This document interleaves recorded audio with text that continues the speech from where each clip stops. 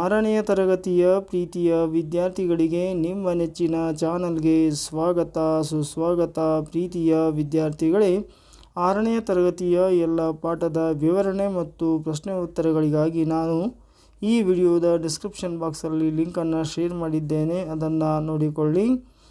ಪ್ರೀತಿಯ ವಿದ್ಯಾರ್ಥಿಗಳೇ, ಇವತ್ತು ನಾವು ಪೋಯಮ್ 6 6ನೆಯ ಪದ್ಯ ನೇಚರ್ಸ್ ಫ್ರೆಂಡ್ ಈ ಒಂದು ಪದ್ಯದ ಟೈಟಲ್ ಏನಪ್ಪ ಅಂತಂದರೆ ಪ್ರಕೃತಿಯ ಸ್ನೇಹಿತ ಅಥವಾ ನಿಸರ್ಗದ ಸ್ನೇಹಿತ ಅನ್ನುವ ಅರ್ಥವನ್ನು ಕೊಡುವಂತಹ ಈ ಒಂದು ಪದ್ಯದ ಒಂದು ಟೈಟಲನ್ನು ಕೊಡಲಾಗಿದೆ, ತಲೆಬರಹವನ್ನು ಕೊಡಲಾಗಿದೆ. ಮೊದಲಿಗೆ ನಾವು ಫ್ರೀ ರೀಡಿಂಗ್ ಟಾಸ್ಕನ್ನು ನೋಡೋಣ. There are a lot of lovely things in the world. ಈ ಜಗತ್ತಿನಲ್ಲಿ ಬಹಳಷ್ಟು ಮನೋಹರವಾಗಿರುವಂತಹ ವಸ್ತುಗಳಿವೆ.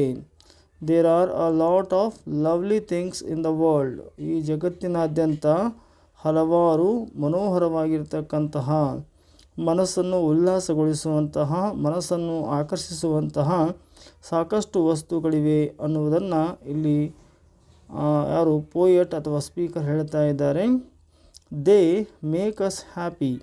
ಆ ಒಂದು ಲವ್ಲಿ ಥಿಂಗ್ಸ್ ಏನಿದಾವಲ್ಲ, ಸುಂದರವಾಗಿರ್ತಕ್ಕಂತಹ ಮನೋಹರವಾಗಿರ್ತಕ್ಕಂಥ ವಸ್ತುಗಳು ನಮ್ಮನ್ನು ಸಂತೋಷ ಪಡುವಂತೆ ಮಾಡುತ್ತವೆ.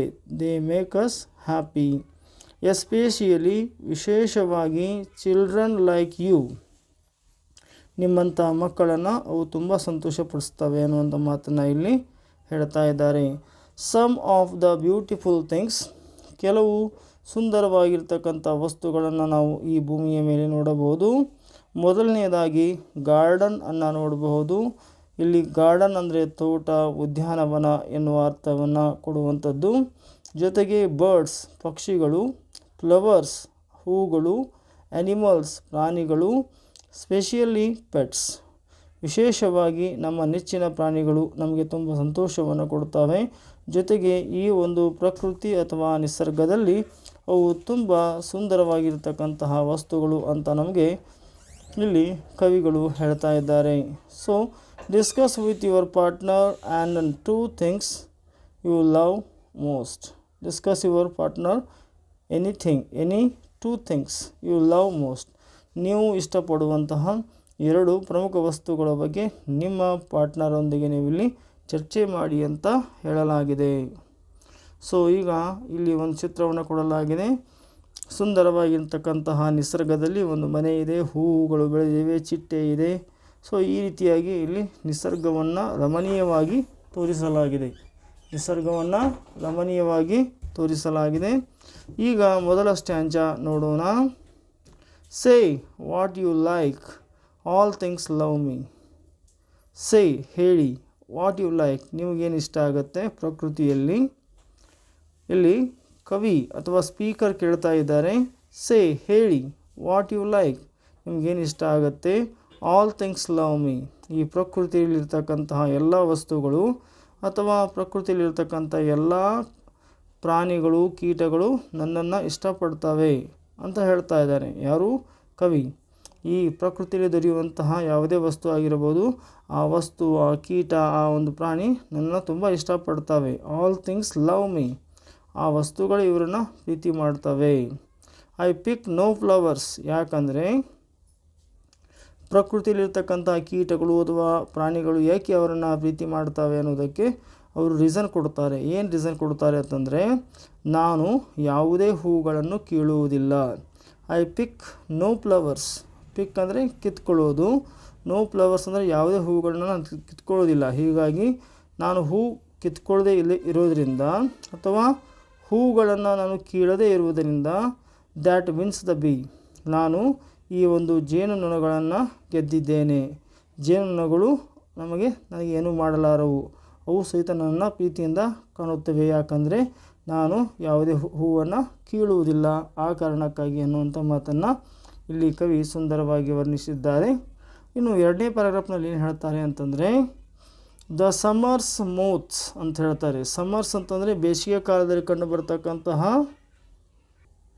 ಸಮರ್ಸ್ ಮೂತ್ಸ್ ಅಂತಂದರೆ ಈ ಸಮರ್ ಸೀಸನ್ನಲ್ಲಿ ಬೇಸಿಗೆ ಕಾಲದಲ್ಲಿ ಕಂಡುಬರುವಂತಹ ಪತಂಗ ಅಥವಾ ಚಿಟ್ಟೆ ಅಂತ ಕರಿತೀವಿ ನಾವು. ಆ ಚಿಟ್ಟೆಗಳ ಬಗ್ಗೆ ಇಲ್ಲಿ ಕವಿ ಮಾತಾಡ್ತಾ ಇದ್ದಾರೆ. The summer's moths think my hand one to touch their wings with wind and ಸನ್.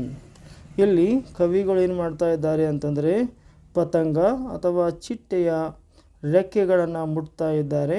ಆದರೆ ಆ ಪತಂಗಗಳು ಬೇಸರ ಮಾಡ್ಕೊಳ್ತಾ ಇಲ್ಲ, ಆತನನ್ನು ಬಿಟ್ಟು ಅವು ಹಾರಿ ಹೋಗ್ತಾ ಇಲ್ಲ. ಯಾಕಂದರೆ ಆ ಒಂದು ಟಚ್ ಹೇಗಿದೆ ಅಂದರೆ ಈ ನಿಸರ್ಗದಲ್ಲಿರ್ತಕ್ಕಂಥ ಗಾಳಿ ಅದನ್ನು ಮುಟ್ಟಿದ ಹಾಗೆ ಅಥವಾ ಸೂರ್ಯ ಅದನ್ನು ಮುಟ್ಟಿದ ಹಾಗೆ ಅವರು ಆ ಟಚ್ಚನ್ನು ಇಟ್ಕೊಂಡಿದ್ದಾರೆ ಅಥವಾ ಅದನ್ನು ಮುಟ್ಟುವಿಕೆಯನ್ನು ಅಷ್ಟು ಸೂಕ್ಷ್ಮವಾಗಿ ಇಟ್ಕೊಂಡಿದ್ದಾರೆ.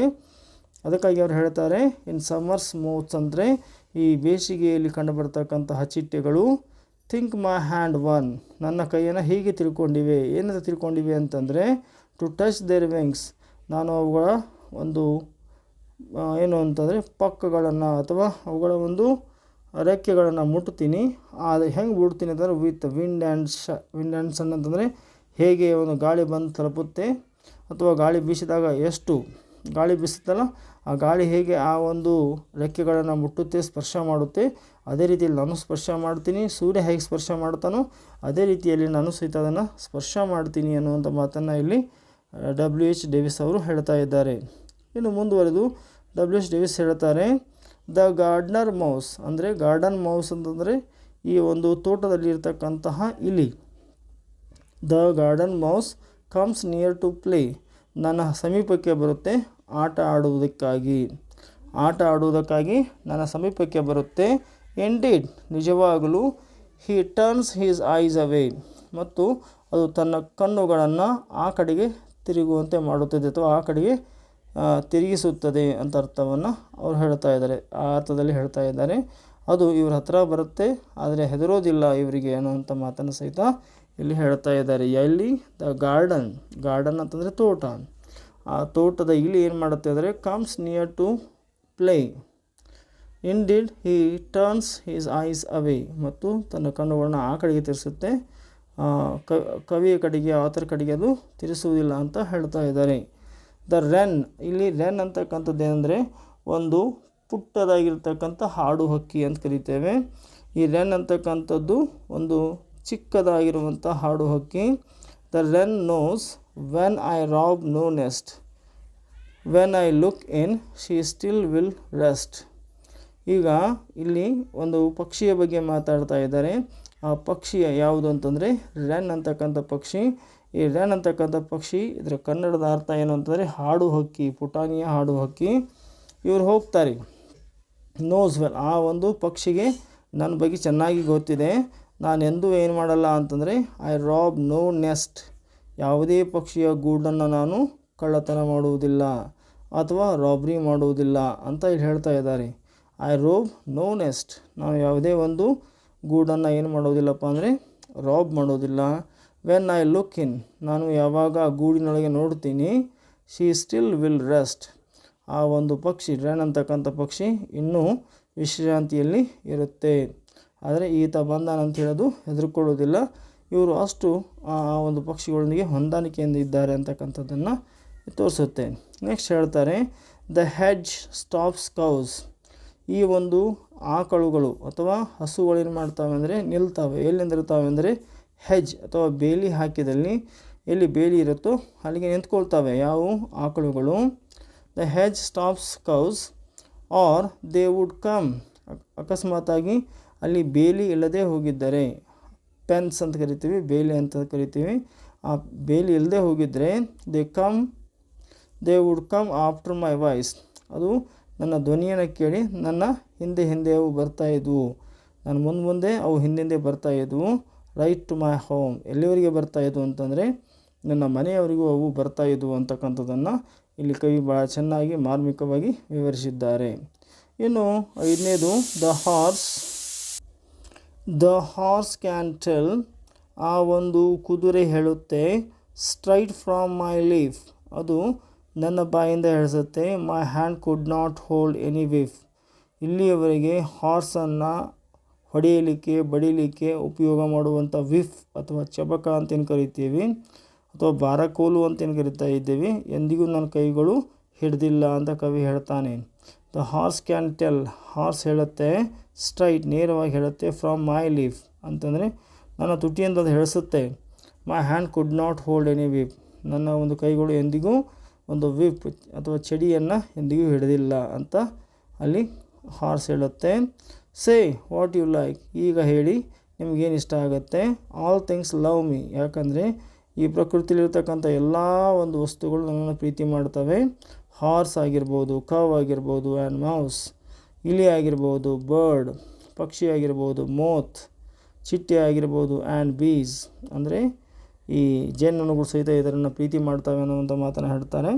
ಸೊ ಪ್ರೀತಿಯ ವಿದ್ಯಾರ್ಥಿಗಳೇ, ಇಲ್ಲಿಯವರೆಗೆ ನೀವು ನಿಮ್ಮ ನೆಚ್ಚಿನ ಚಾನಲ್ ಆಗಿರುವ ABG ಸ್ಪೋಕನ್ ಇಂಗ್ಲೀಷ್ ಕ್ಲಾಸಸ್ಗೆ ನೀವಿನ್ನೂ ಸಬ್ಸ್ಕ್ರೈಬ್ ಆಗಿಲ್ಲ ಅಂದರೆ ಈ ಕೂಡಲೇ ಸಬ್ಸ್ಕ್ರೈಬ್ ಆಗಿ. ಈ ವಿಡಿಯೋ ನಿಮಗೆ ಇಷ್ಟ ಆದರೆ ದಯವಿಟ್ಟು ಲೈಕ್ ಮಾಡಿ, ಶೇರ್ ಮಾಡಿ, ಕಮೆಂಟ್ ಮಾಡಿ ಅಂತ ಕೇಳಿಕೊಳ್ಳುತ್ತಾ ಧನ್ಯವಾದಗಳು.